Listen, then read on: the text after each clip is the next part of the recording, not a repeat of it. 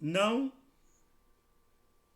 é de maneira nenhuma uma brincadeira, nem um assunto de menos importância. Talvez nós, como pastores, temos falhado ao não ministrarmos mais sobre batalha espiritual, mas ministrarmos sobre batalha espiritual, não aquelas batalhas espirituais contra demônios. Nós vamos falar um pouco também sobre isso, teremos uma mensagem sobre isso, a batalha contra o reino das trevas, mas às vezes nós damos muita importância para demônios e para o que o demônio fala, e esquecemos que nosso trabalho como pastores, como pregadores e como cristãos é batalharmos nós mesmos e a toda a nossa reunião, os irmãos, a igreja, batalharmos para que a nossa vida seja plena no Espírito Santo. Então, batalha espiritual contra o mundo é o que nós vamos meditar nesta noite.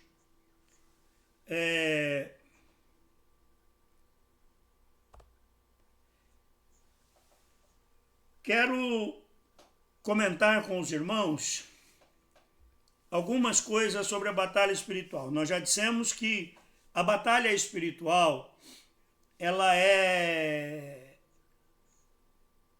de maneira obrigatória para o cristão. Não tem como o cristão não exercer batalha espiritual, porque é uma coisa do dia a dia, é uma coisa corriqueira.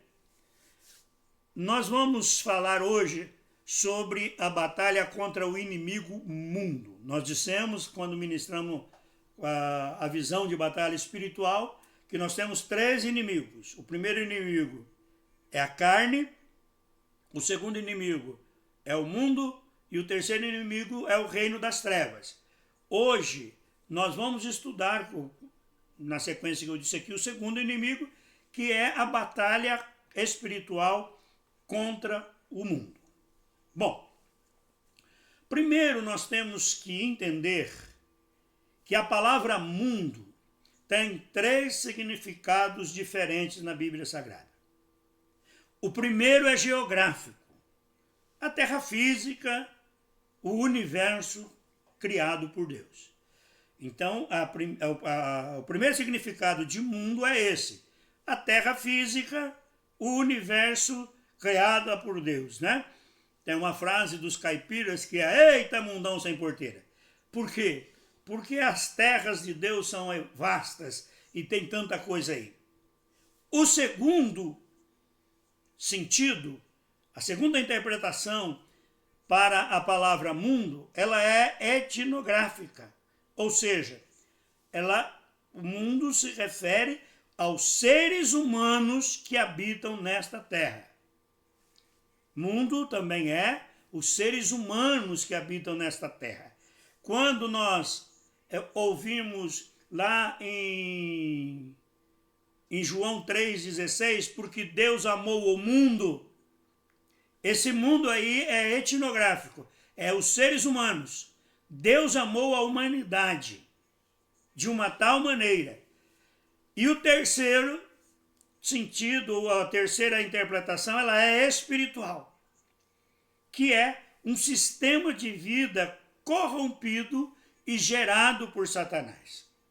Olha, presta bem atenção. Quando lá no Gênesis, no começo, Deus criou a terra e criou o homem, Deus deu ao homem o poder para governar e administrar a terra sobre toda a natureza. Mas o homem pecou. E quando o homem pecou, esse poder do homem foi roubado por aquele que o levou a pecar.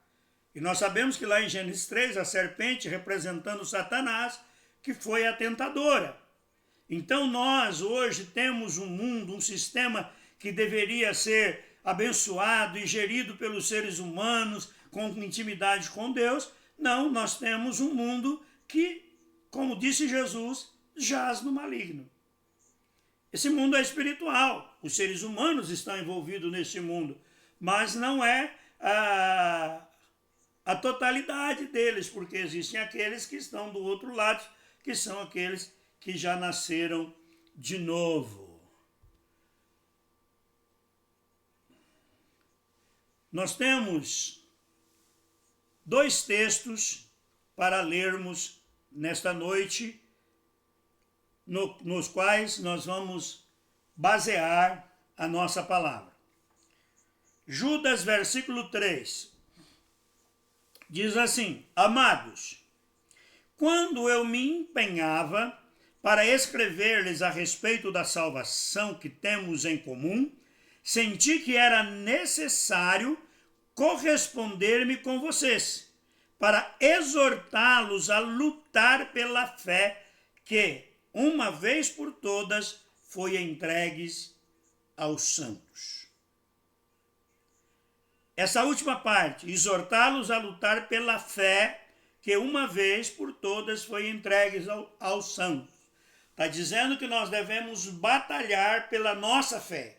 E nossa fé aqui não é aquilo que nós acreditamos para receber milagre de Deus, mas é aquilo que nós acreditamos porque aprendemos na palavra de Deus.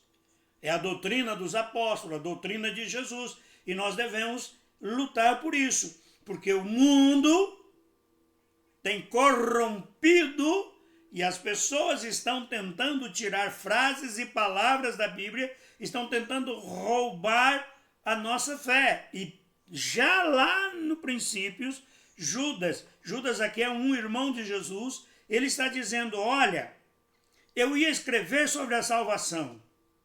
É mais gostoso falar sobre salvação, mas eu fui compungido, eu senti que tinha que escrever sobre a batalha pela fé, a batalha pela continuidade da doutrina santa, da sã doutrina, do caminho do Senhor.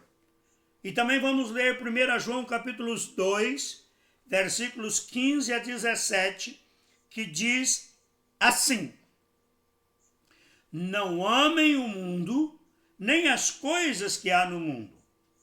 Se alguém amar o mundo, o amor do Pai não está nele. Porque o que há no mundo, os desejos da carne, os desejos dos olhos e a soberba da vida, não procede do Pai, mas do mundo. Ora, o mundo passa, bem como os seus desejos, mas aquele que faz a vontade de Deus permanece para sempre.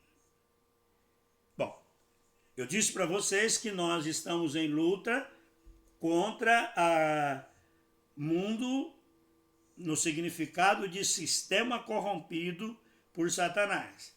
E João diz que esse sistema corrompido por Satanás, esse mundo, não tem nada de Deus. O que ele tem é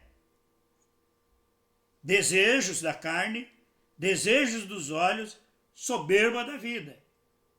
Ele não tem para nós algo que seja útil.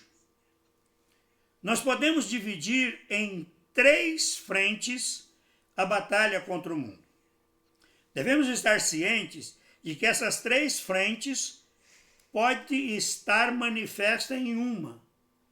Elas podem se unir. Devemos estar cientes disso. Devemos enfrentar essas batalhas numa posição de vencedor. Eu não estou lutando para vencer, mas eu estou lutando porque eu sou vencedor. Bom, eu sou vencedor porque eu estou em Cristo Jesus. Se eu estivesse lutando na força do meu braço, na força da carne, eu seria derrotado. Nesta mensagem, vamos identificar o inimigo mundo e suas artimanhas, e também veremos como vencer essa batalha. Nós já identificamos qual é o mundo que nós estamos falando. Então agora nós vamos começar a trabalhar esses 3 detalhes que nós colocamos aqui sobre o mundo.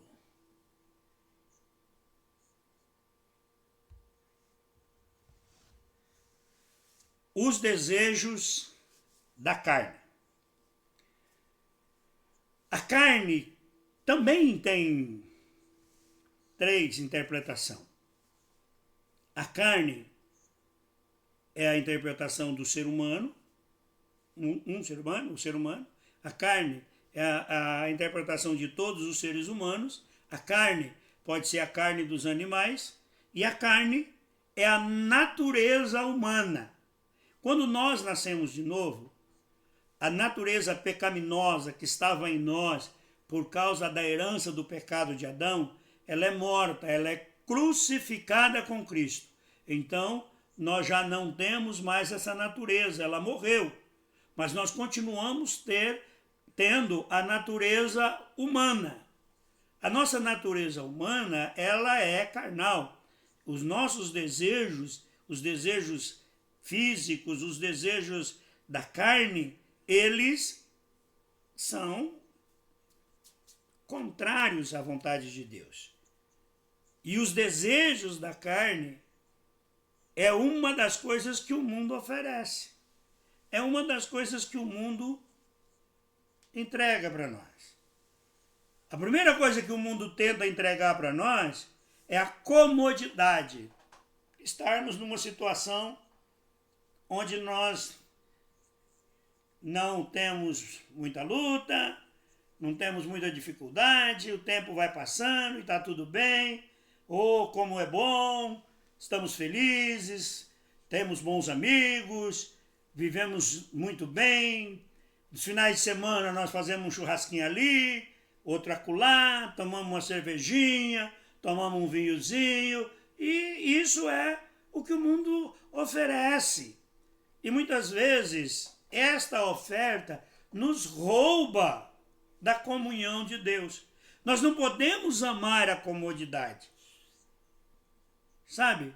Eu como pregador, eu não posso amar a comodidade. Se eu pregar e a mensagem que eu pregar, ela não atingir ninguém, ou seja, se ninguém se levantar contra mim, a coisa está feia para o meu lado. Tem muito pregador que gosta da comodidade. Então ele usa a palavra pecado às vezes, mas ele não mostra o caminho que se deve seguir de renúncia, né? Como o nosso ministério, levando a cruz. O nosso ministério é baseado na palavra de Jesus. Se alguém quer me seguir, renuncie ou negue-se a si mesmo, tome a sua cruz e siga-me. Renunciar aos nossos desejos, aos desejos humanos. Uma outra coisa que o mundo, colocado pelos desejos da carne, nos oferece é o sucesso independente do esforço. Satanás ofereceu isso para Jesus. Não precisa dar uma batalha, não precisa um confronto. Você se ajoelha, me adora e eu te dou tudo. O mundo oferece um sucesso sem luta. Por que tantas pessoas jogam na loteria? Você já pensou nisso? Você já pensou a fortuna que corre nos jogos da loteria? Não vou nem falar nos jogos que não são tão conhecidos. Mas tem pessoas que vivem há 10, 20, 30, 50 anos jogando na loteria toda semana. Por quê? Porque ele espera que aqueles 5, 6 números dê a ele uma condição de uma vida sem esforço. Eu me torno um milionário sem que tenha que trabalhar para isso. Sem que tenha que ter inteligência emocional, inteligência financeira para gerir os meus recursos para mim poder crescer. A terceira coisa que o mundo oferta para nós e que é extremamente perigosa são prazeres sexuais e sentimentais. Eu me sinto bem com isso. Há uma oferta de sexo por esse mundo de maneira absurda. Absurda. Nós temos visto isso entrando dentro da igreja. Preste atenção, uma vez foi feito uma pesquisa sobre relações sexuais dos cristãos. E foi descoberto que os jovens não casados da igreja faziam mais sexo do que os casados da igreja. Presta atenção, os não casados tinham mais relações sexuais do que os casados. Quando a Bíblia proíbe o relacionamento físico, o relacionamento sexual entre pessoas que não são casadas.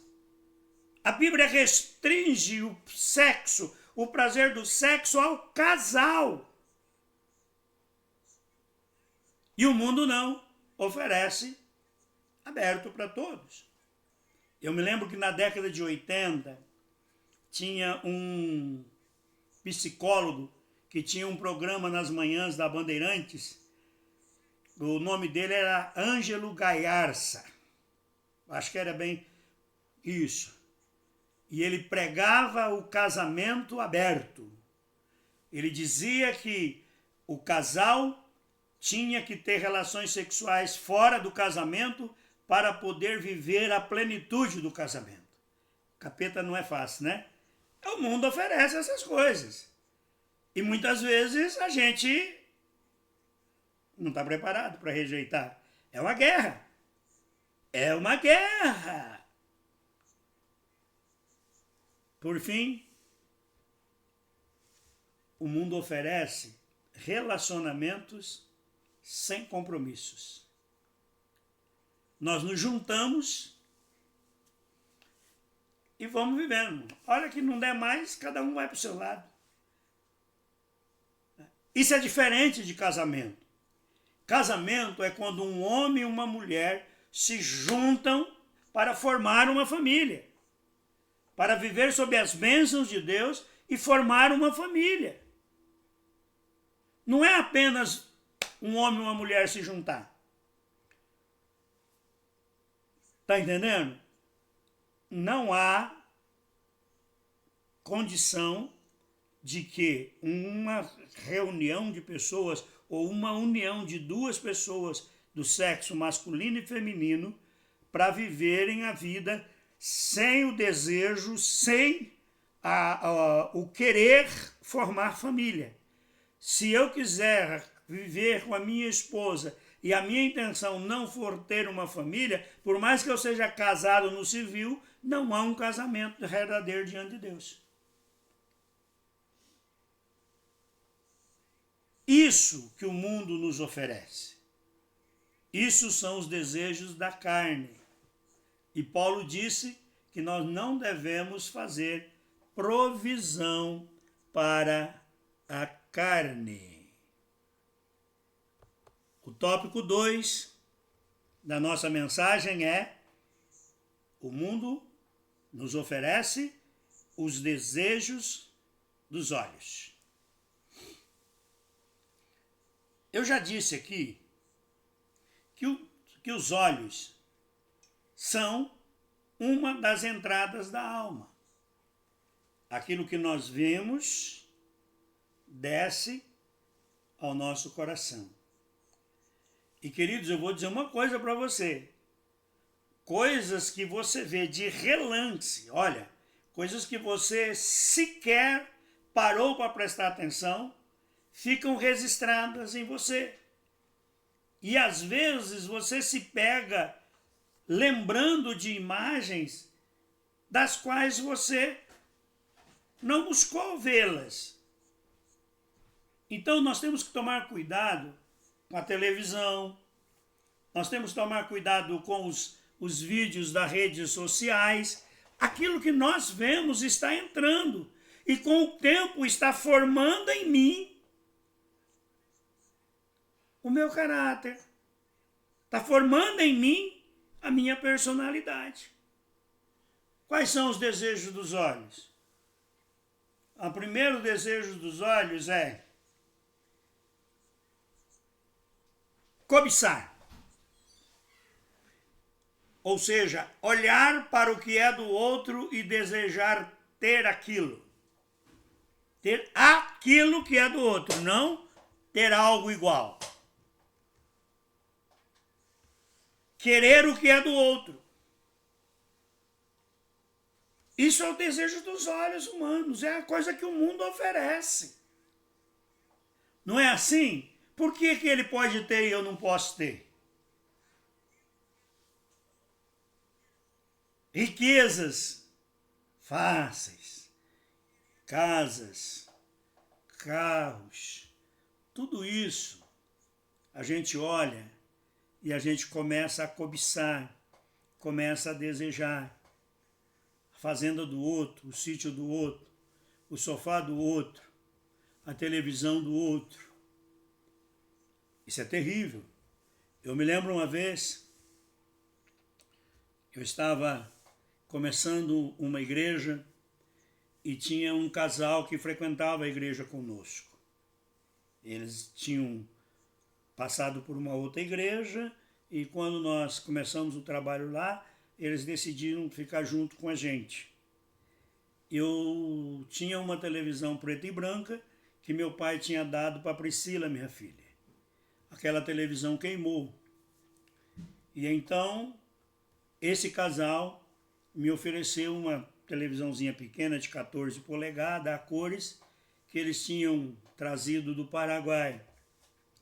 Mas a televisão estava com problema, estava instável, às vezes apagava, acendia, e eu comecei a ficar com medo daquela televisão queimar e eu ter que pagar aquela televisão. Então, eu fui a uma loja, consegui um financiamento na loja e comprei uma televisão. Levei a televisão deles, devolvi e disse, irmãos, Deus abençoe, muito obrigado por esses dias em que eu usei a televisão, eu já consegui comprar uma televisão. Deus abriu umas portas e nós compramos a televisão. E nós tínhamos comprado uma televisão de 20 polegadas. Né? Hoje ela é pequititinha, naquele tempo ela era grandona, 20 polegadas. Da CCE, tinha imagens, tinha controle e tal. Legal. Um dia a irmã, que tinha me cedido a televisão pequena, foi nos visitar. E quando ela olhou para a televisão, está até desligada lá, ela olhou aquela caixa, os olhos dela brilharam e o semblante dela mudou. Eu percebi que ela ficou incomodada com aquela televisão. E eles tinham lá sempre aquelas televisãozinhas do Paraguai. Uma que eles me emprestaram, eles tinham outra igual. E passado alguns dias, eu fui visitar esse casal e eles tinham uma televisão de 20 polegadas. Eles tinham duas pequenas e agora compraram mais uma de 20. Ou seja, ela precisava ter uma coisa igual a que eu tinha. Ela não poderia tomar a minha, mas ela tinha que ter uma coisa igual. Irmãos, não é pecado possuir as coisas. Não é pecado você trabalhar para construir uma boa casa. Não é pecado você trabalhar para comprar móveis bons, ter uma boa televisão, ter uma internet boa, ver algumas coisas. Isso não é pecado. O pecado é o que vai no nosso coração trazendo até mesmo doenças, porque nós precisamos e queremos ter o que o outro tem. Cobiça, desejo dos olhos, cobiça. Olha, passa uma mulher, o homem fica desesperado porque ele quer aquela mulher. Só serve se for ela. A mesma coisa a mulher vê um homem e ela quer esse homem, só serve se for esse homem. Olha, queridos, isso é o mundo. Nós temos que lutar contra isso. Quando aparecer em nós um tipo de sentimento desse, nós temos que repreender em nome de Jesus e nos posicionarmos melhor.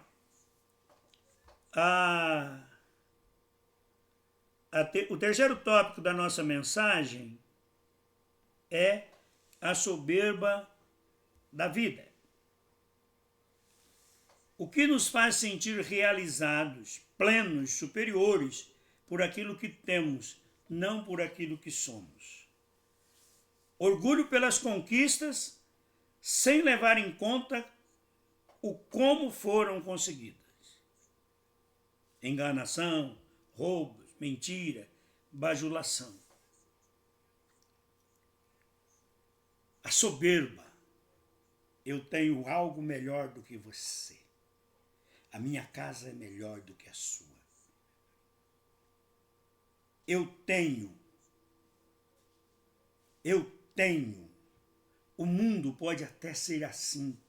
O mundo pode até estar dizendo que você tem coisas e por isso você vale o quanto tem.